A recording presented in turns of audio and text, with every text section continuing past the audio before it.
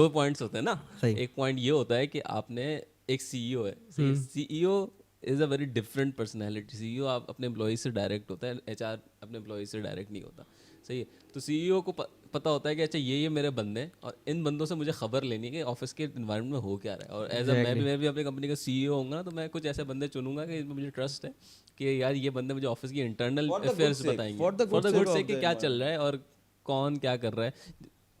बहुत सारे हैरेसमेंट के केसेस होते हैं जो कि लाइट नहीं हो पाते हैं। सही है।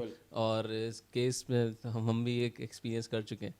तो खैर तो इस तरीके की चीज़ें होती हैं। अब एचआर है, अब एचआर के अलग तरीके से वेज होते हैं। एचआर की बहुत सारी चीज़ें होती हैं। वो सीसीटीवी देख रहा होता है। वो मैंने एक एचआर ऐसा भी देखा है कि भाई वो एक वो बहुत करीबी जानने वाले लोगों में से, वो तुम लोगों के नहीं, मेरे करीबी जानने वालों में से।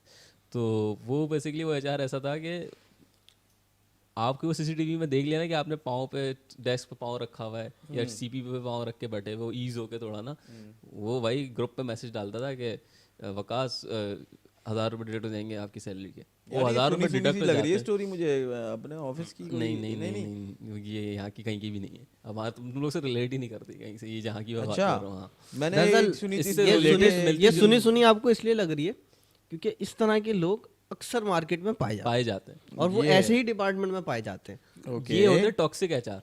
वैसे मैं तुम्हें बताऊं, टॉक्सिसिटी की जो सोर्स है ना, वो बेसिकली एक एचआर ही है। पता है कैसे एक एचआर है? What is HR? ठीक है, एचआर का काम क्या है? इन चीज़ों को कंट्रोल करना, इन चीज़ों को देखना, इन चीज़ों को समझना। अगर शुरू में ही देखो, ऐसा नहीं है टॉक्सिसिटी अचानक से इतनी ज़्यादा हो गई। टॉक्सिसिटी आहिस्ता आहिस्ता ओवरलुक कर देते ना, एचआर ओवरलुक कर देता है, अबे हो जाएगा टेंशन। हाँ, जहाँ एचआर अपना और प्रोफेशनलिज्म मसले का छोड़ ये रहा है है। कि कुछ एचआर ऐसे होते हैं कि जो लोग टॉक्सिक है ना, उन्हीं के साथ एचआर घूम रहा है।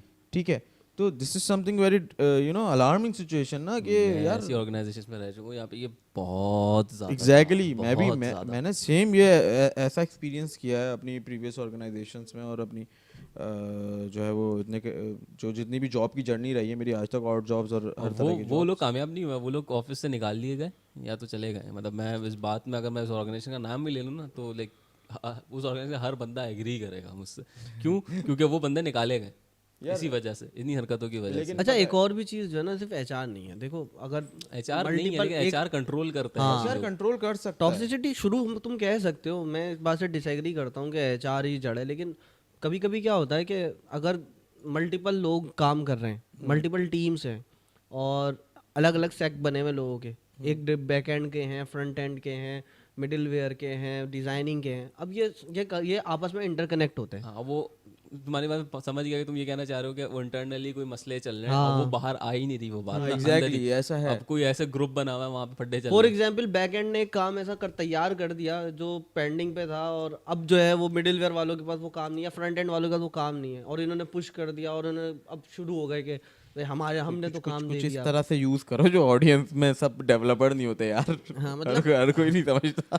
मतलब एक काम है जो मैंने करके आगे दे दिया, और अब जो है ना मैं उसको इन्फोर्स कर रहा हूँ कि भाई हमने तो ये कर दिया, आप कब करोगे? आपको मतलब मैं दूसरे के काम में जाके टांग अड़ा रहा हूँ कि भाई नहीं यार, ये हमने तो कर, तुम क्यों नहीं कर रहे?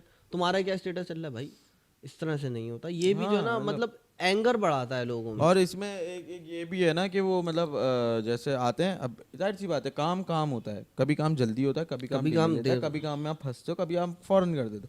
अब जब आप फंसते हो ना, तो ये भी एक बड़ा सीन है कि एक ऐसा बंदा आएगा जिसका आपके काम से कोई कनेक्शन नहीं है, जो आपके काम को जानता भी नहीं है तरीके से पूरी तरह। ठीक है, उसको पता ही नहीं है कि भाई what is your JDN, what you do, और अभी तुम क्या कर रहे हो, कैसे कर रहे हो। वो आके ये चीज़ें फैलाता है कि यार इसको काम नहीं आता, इसको काम का नहीं पता, इसका काम तो ये करके देता है, इसका काम, हालांकि उसको नहीं पता कौन करके देता है और क्या काम। ठीक है, इसका काम तो ये मतलब है, उनको है ना अब्बू बनने का शौक, अब्बू बनने का शौक है। अब मुझे यहाँ पे भी मैं कंफ्यूज हूँ ना, ये मेरी कंफ्यूजन है भाई।